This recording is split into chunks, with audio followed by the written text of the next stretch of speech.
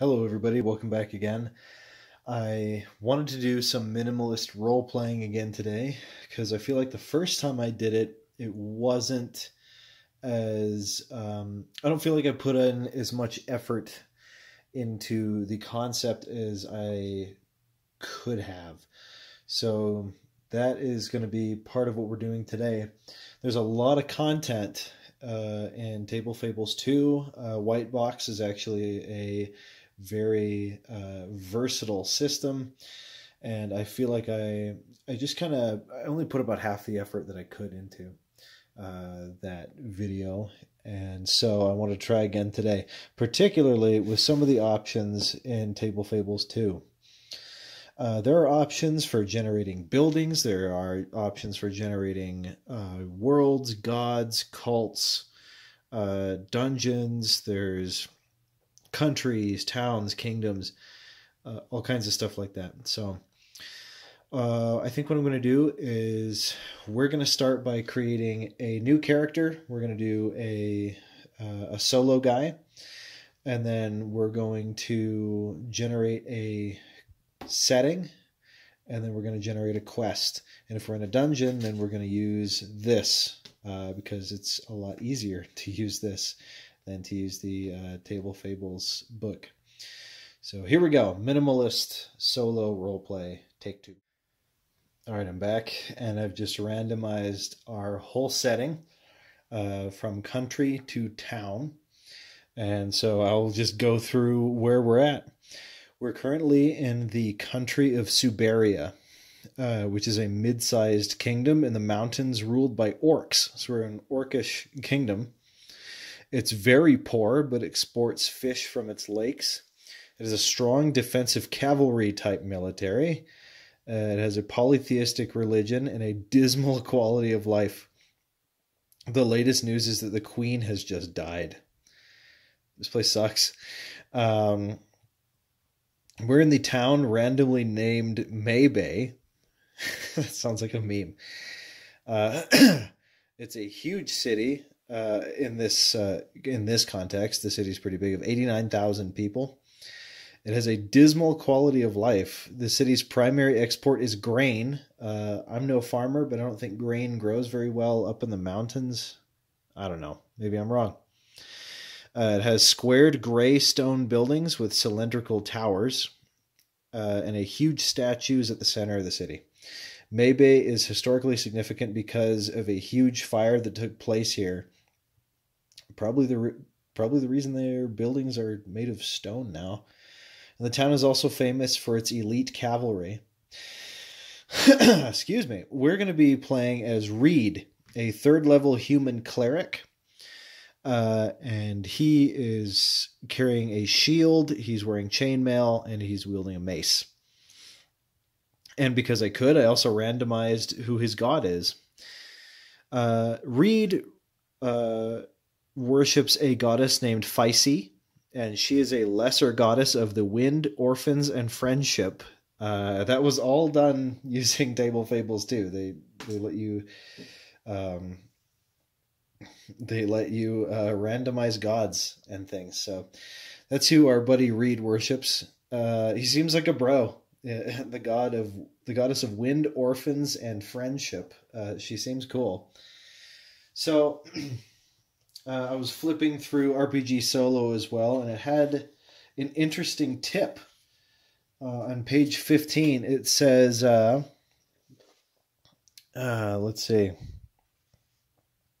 says, don't start your first solo play sat in a tavern. Take a leaf from Hollywood and get right into the thick of the action.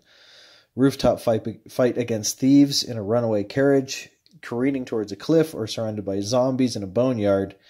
We know the sort of adventure we're going to have. Start here and start in the thick of it. Now, when I was doing the Fortress City, I had moments where they would just kind of sit and talk and investigate. And I liked that, but I kind of want to see what happens when we get, just right in the thick of the action. So I went ahead and rolled a quest as well. And the quest that we got is that Reed stumbled across a young noble woman, I guess noble orc, in the wilderness. She's very confused but clean and cared for. The girl's family hires the party, or in this case, Reed, to figure out what happened to her, as she's been missing for over a decade. Now that's pretty weird. So I think that's what we're going to get into. Reed probably found the girl on the way to Maybay in the mountains surrounding the city. So he probably found her. He brought her back to her family as she remembered who they were. And so he's going to begin his investigation for the family in town. But I think we would be best served getting back out to the wilderness where we found her. So what we're going to do is we're actually going to be searching the inside of the town, seeing if we can find anybody who might know a thing or two. And we're going to check out, let's see, RPG Solo has the, it has the D6 thing we typically do, where, you know what, we can just use, I mean, this is where I got the idea for the 3x5 Dungeon Master, was OSR Solo anyway. So I actually have an idea of what might happen. I'm going to say we go ahead and find something, but I found this really interesting bit on complex questions. And Reed is going to be asking around town, and he's going to say, hey, so we found this, I found this girl in the wilderness. Apparently she's been missing for like a decade. Do you know anything about this? And we're going to do, I don't know how this is going to affect our story, but, you know, it's randomized. So let's see. We have first die and second die, which in typical fashion, I'm going to do blue, red. So blue's on the left and red is on the right. So we're going to roll and just see what this has to do with anything and what this might have to do with the family. So we've got a 6 and we've got a 3. And so that means discovering a new force or an old enemy. So let's do evens, odds. Evens, it's a new force, and odds, it's an old enemy. This is an old enemy. Probably not to us, but to the family. Man, what does this mean? Based on what little information Reed can gather, he's come to the conclusion that there is somebody or something that does not like this family for some reason, and this daughter who belonged to the family was important for one reason or another.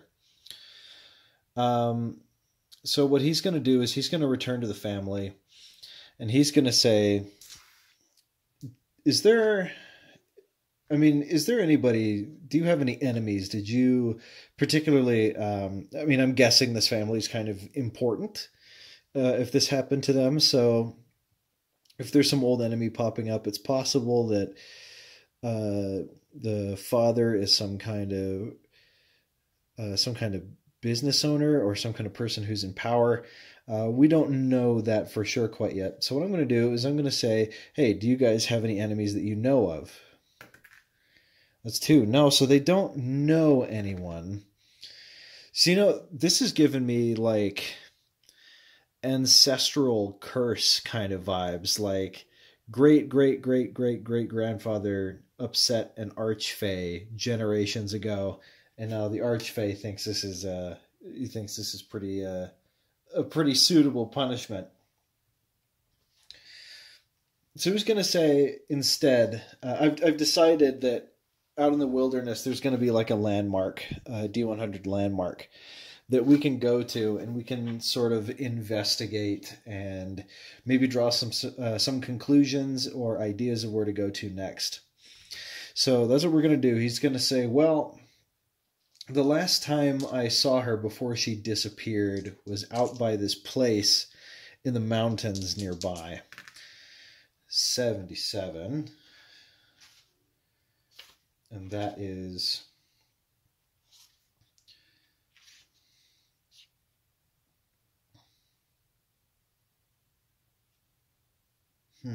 Oh, that's creepy. So we were out by I think it's gibbets or gibbets. The corpses of criminals dangle in iron cages by the roadside. Nailed to the posts are the names of the dead, along with brief descriptions of their crimes. What was she doing out there? Anyway, I think it's time we should go investigate these gibbets. I'm just going to say that's how it's pronounced. So let's go do that. We may uncover something on some of the corpses.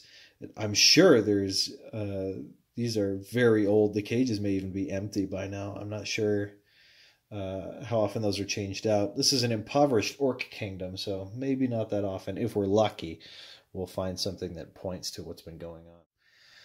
Reed heads out into the mountains nearby where the family said that these gibbets were. And he does indeed find these grisly cages. We're going to roll and we're going to see if there's fresh stuff in there based on the Oracle's table. Have these been changed since she disappeared? 6. Yes, and. Yes, and what? My instinct says that there's actually somebody still alive in there. Is there somebody still alive in there? No. No, and.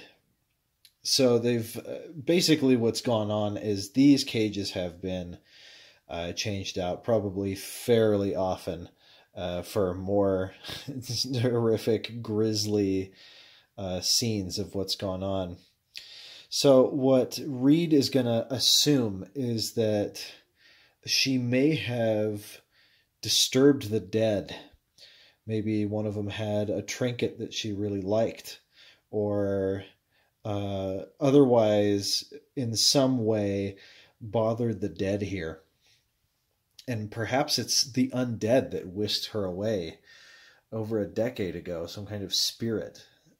Maybe she's repressing memories of some kind of guided tour of the underworld, that kind of thing. That sounds pretty cool, doesn't it? So what I'd like to do, there's no real mechanic behind this.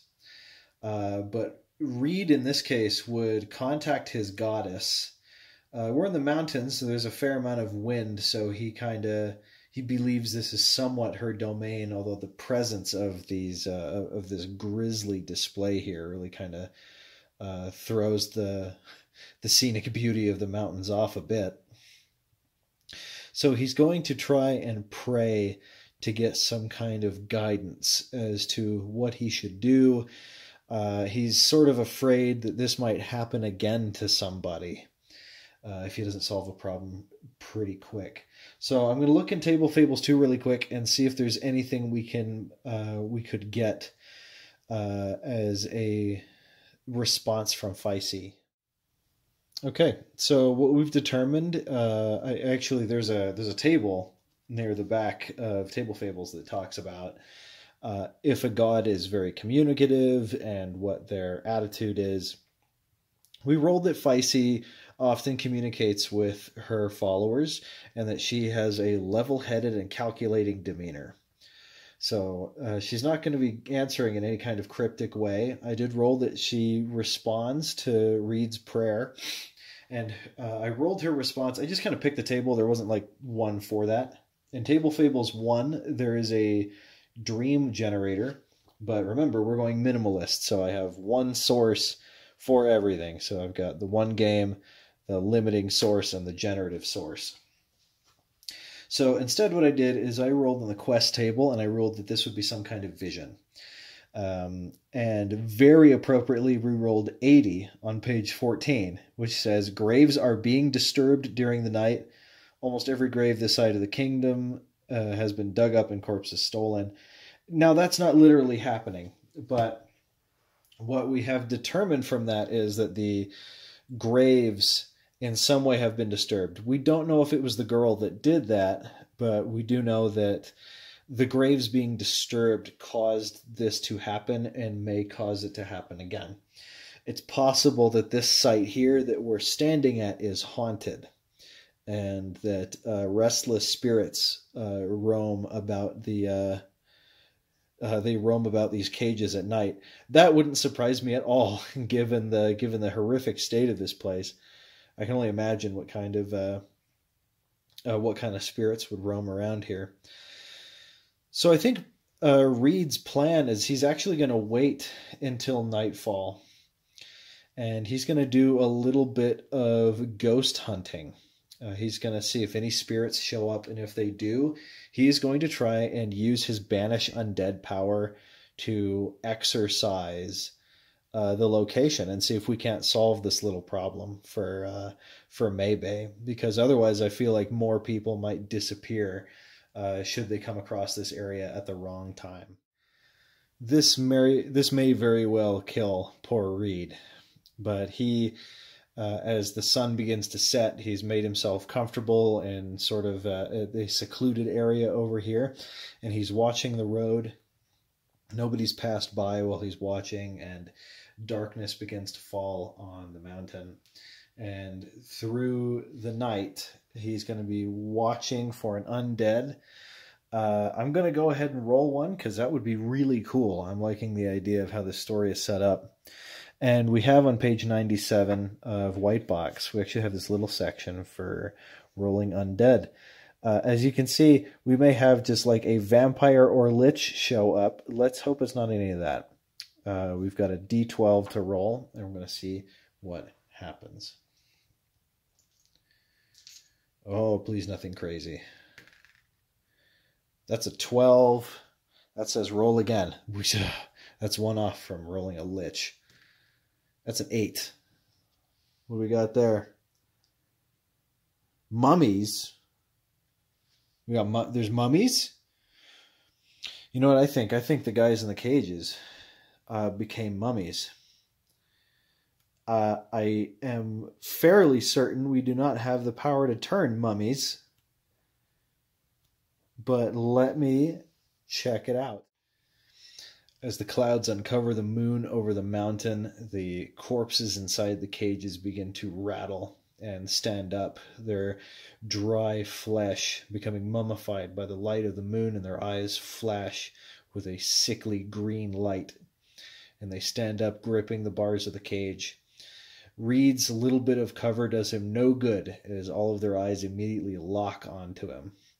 Only the iron of the cages keeps them from him. And so I've looked to see if we can turn mummies. We can, with a roll of a 17. But I think there may be more to this. I feel like they're locked up. We have the ability to speak to them. Mummies are intelligent. Hopefully this doesn't put us in bad standing with our goddess, but I feel like Reed wants to talk to them, and he wants to figure out what's going on here and why they're haunting the mountain. Is there something special about the area? Is it just the manner in which they died? So that's what we're gonna do. Like, is there a magical effect keeping you here on this mountain? We'll use the oracles. Well, I think that's kind of a bad question. He should say, man, he's going to ask why they've come back. And keeping in mind, this has to do with an old enemy, maybe not even of the family, but of the town, cropping back up again. And we're going to have to figure out what that is. I kind of wish we had just like a random word generator. But I think once again what we're going to do is we're going to crack open Table Fables. And we're going to take a look at the table of contents, the most important table in Table Fables. And we are going to see if there's something that can give us an idea of what might be going on here, because we have a girl that disappeared for a decade, and then we have a haunted set of 3 cages on a mountainside. Very intriguing plot, and I'd like to tie it all together, but we might just have to use our own brain power to do it. So, oh, look.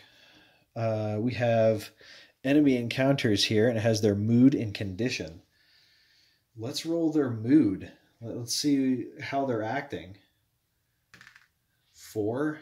They're angry. They're very angry. I would assume it's because they're stuck in cages. And their condition is their condition is that they're wounded. They're wounded. So these are mummies, but not at full power. So maybe we should treat them as zombies or something. But they're very, very angry. What I can only come to the conclusion. I can come to the conclusion that something is imprisoning the spirits or the dead here in such a manner that they are trapped on the mountain and will kind of just become undead. So is somebody taking them away? Because the cages are being changed out.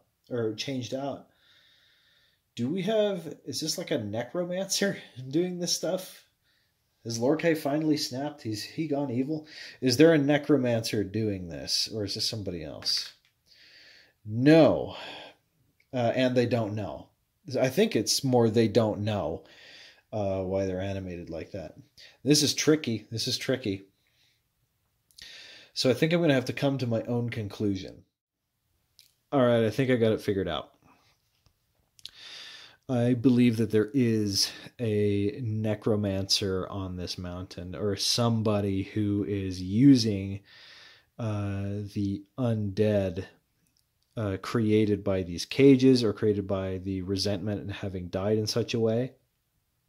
They're almost harvesting the undead that are created. So it's actually a pretty smart plan, because typically necromancers can make zombies and skeletons, maybe some shadows if they're lucky and they have the right magic. But like if these things are churning out things like mummies, and they have the ability to like rein in undead to their will, then there's like a serious problem. Like if this guy's got something going on like that. The mummies in the cages don't know what's going on with the orc girl. They don't know why she was gone for over a decade.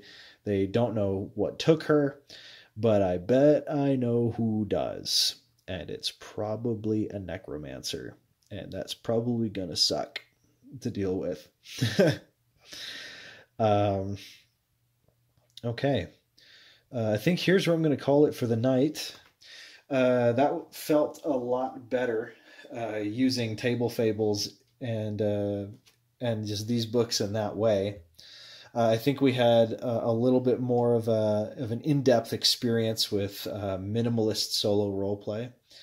This would be interesting to tackle in some different ways, and I don't know if I'm going to come back and read through a dungeon full of undead to kill a rogue necromancer. I think that's a little more than one cleric can handle.